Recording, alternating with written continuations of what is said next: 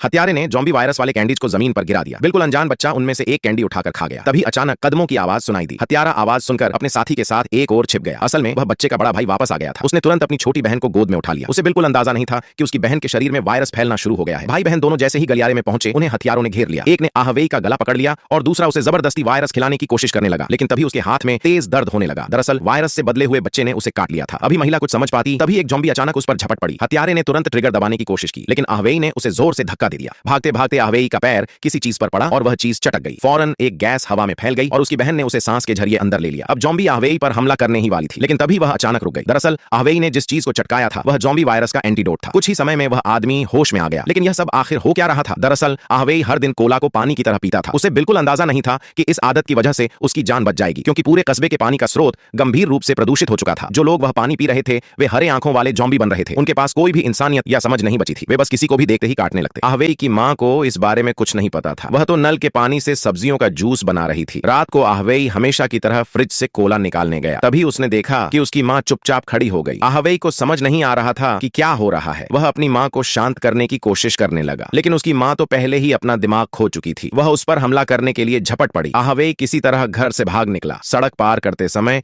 एक कार ने उसकी मां को टक्कर मार दी। कार चलाने वाला पुलिस अधिकारी था। अधिकारी ने आहवेई को रोकते हुए बताया, जो भी लोग यह पानी पी चुके हैं वे अब इंसान नहीं रहे। इतने में और ज़ॉम्बी वहां पहुंच गए। आहवेई अपनी मां को छोड़ना नहीं चाहता था। वह उसे खींचते हुए घर के अंदर ले गया। सौभाग्य से ज़ॉम्बी अंदर आने से पहले ही वह दरवाजा बंद करने में सफल रहा, लेकिन उसकी बहन के रोने की आवाज ने ज़ॉम्बी को और भड़का दिया। आहवेई ने एक टेडी बियर से अपनी बहन को ढक दिया ताकि आवाज बाहर न जा सके। इस बीच पुलिस ने पूरे कस्बे के एकमात्र पुल को उड़ा दिया ताकि वायरस और न फैले। अब वहां बचे हुए लोग और ज़ॉम्बी अपने भाग्य के भरोसे छोड़ दिए गए थे। सुबह हुई। आहवेई की बहन जोर जोर से रोने लगी। आहवेई ने अपनी आखिरी बची बोतल से उसे पानी पिलाया। वह फिर से अपनी मां को सब्जियां खिलाने की कोशिश करने लगा। तभी उसकी मां ने गलती से टीवी के कोने से टकराकर उसे गिरा दिया। टीवी उसके सिर पर गिरा और वह तुरंत मर गई। आहवेई स्तब्ध रह गया, लेकिन उसे आगे बढ़ना ही था। घर में अब कोई खाना नहीं बचा था। वह अपनी बहन के साथ बाहर निकल गया। उसका इरादा पास के सुपरमार्केट से खाना लाने का था, लेकिन वहां पहुंचने से पहले ही ज़ॉम्बी ने उन्हें देख लिया। सुपरमार्केट का दरवाजा बंद था। आहवेई अपनी बहन को लेकर पीछे के दरवाजे की ओर भागा, लेकिन ज़ॉम्बी ने उन्हें घेर लिया। तभी अचानक एक हाथ ने आहवेई को खींच लिया। वह आदमी पुलिस अधिकारी था। अधिकारी ने आहवेई को बताया कि एक दवा कंपनी ने घास को हरा करने वाली दवा बनाई थी, लेकिन उसमें ज़ॉम्बी वायरस था। वह वायरस गलती से पानी में मिल गया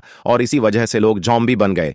अब उस कंपनी ने 2 हत्यारों को भेजा है। उनका काम है हर जीवित व्यक्ति को मार देना, साथ ही वायरस के स्रोत को नष्ट कर देना। आहवेई और अधिकारी अब उसी कंपनी के परिसर में पहुंचते हैं, लेकिन वहां पहले से हत्यारे मौजूद हैं। क्या वे उन दोनों को मार पाएंगे? क्या आहवेई अपनी बहन को बचा पाएगा और क्या अधिकारी अपनी बेटी को ज़ॉम्बी से बचा पाएगा? ये सब जानने के लिए